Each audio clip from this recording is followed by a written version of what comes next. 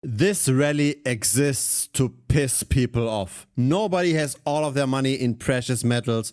Nobody has all of their money in silver. Yet silver was the best performing asset in the last year. In the last 12 months, the silver price appreciated by more than 200%. Now let's zoom out a little bit. This is the very long-term chart.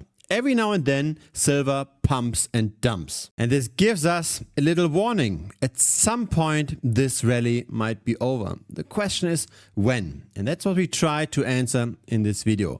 Now, this is a linear chart. We can also have a look at the same price development on a logarithmic chart. Now, the vertical distances equate to the same percent changes, not to the same dollar changes. And so the massive squeeze that we saw at the end of the 1970s, it doesn't look that different anymore compared to the current rally. Over the long term, of course, silver does appreciate. If you connect the bottoms, we find some parallel lines. We might be close to a potential resistance. Now, why does this trend long-term go up? It's because of monetary debasement. The money supply in the US, and that's similar for most developed countries, expands by roughly 6.8% per annum.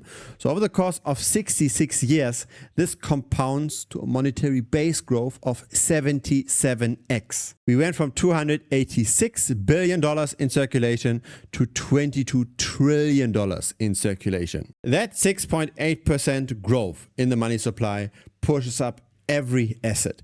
It pushes up silver, but it also pushes up stocks, property, and anything that can't grow consistently at that rate. So let's compare silver with a few things, because in the end we can't really use US dollar valuations since the US dollar is a depreciating denominator. Instead, it's better to figure out where is capital relatively flowing. Where does it currently make sense to be currently overinvested or underinvested? Now, the most straightforward comparison is of course silver relative to gold. It seems like over time this is a declining trend, which kind of makes sense. The silver supply does grow a bit quicker than the gold supply, more on that in a second. But there is of course quite a bit of volatility. From bottom to top, we've got 200% outperformance.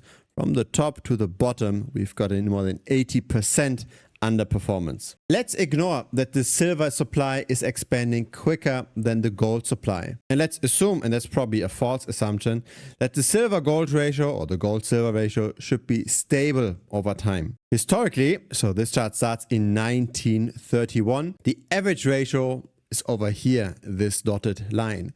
So you get very close to that dotted line. And again, this is assuming that the silver and the gold price will always appreciate and depreciate in the same way, which I don't think is realistic. Here is silver relative to the S&P 500. Most people have more money in the S&P 500 than in silver. And for the vast majority of the time, this is the right choice. Silver does underperform the S&P 500 long term, even after this rally. When we look at the chart that starts in 1897 to today, so that's now 130 years of data, we had an underperformance of silver relative to stocks by 91%. But there are some trends over here. Every now and then, silver does outperform the S&P 500. Here, this was more than 1,000%.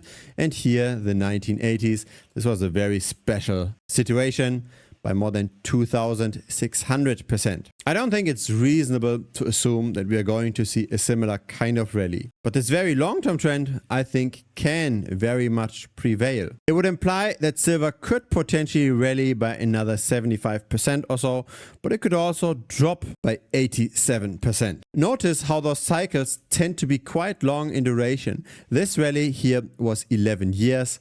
This bear market was 14 years. Here's the silver price relative to the monetary base. So the base that's expanding by 6.8%, that's pushing up all prices long term. I like this chart quite a bit because it tells us how money is flowing in and out of the asset, irrespective of how all assets over time are going up because of the devaluation of the dollar. Now again, we can take the average price, and this chart starts in 1959. And this would already imply that silver is quite a bit overvalued and that it could drop by 40% to get back to its equilibrium. And I think that's even the optimistic view, because this view implies that silver will appreciate very long term with the 6.8% US dollar debasement.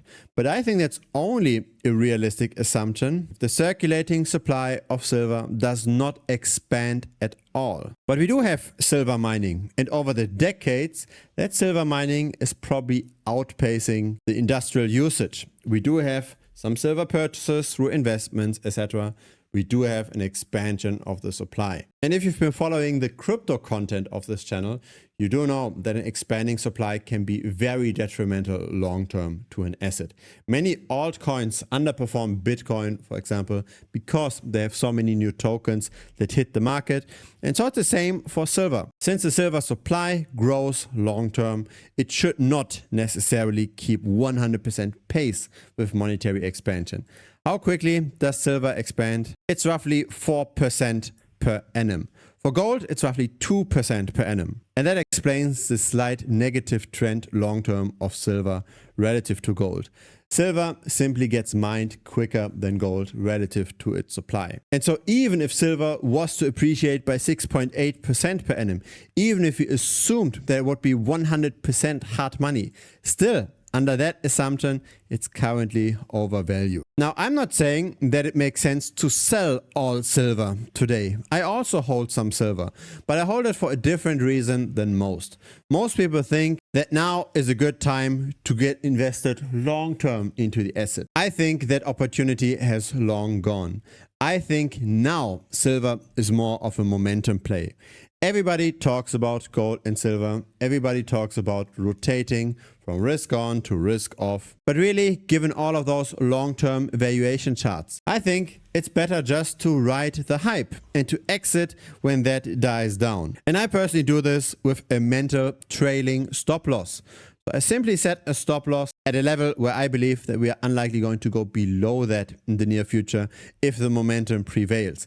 At some point, of course, this bubble, and dare I say it, the bubble will pop and we will go back down again. And I want to be out of the asset before we see the bubble crushing everyone. And so I simply look at the historical volatility, right? Historically, during this bull market, silver dropped by only around 20% before recovering. If the price was to suddenly not just drop by 20%, but potentially 25%, then we experience something that we haven't seen during this entire bull market.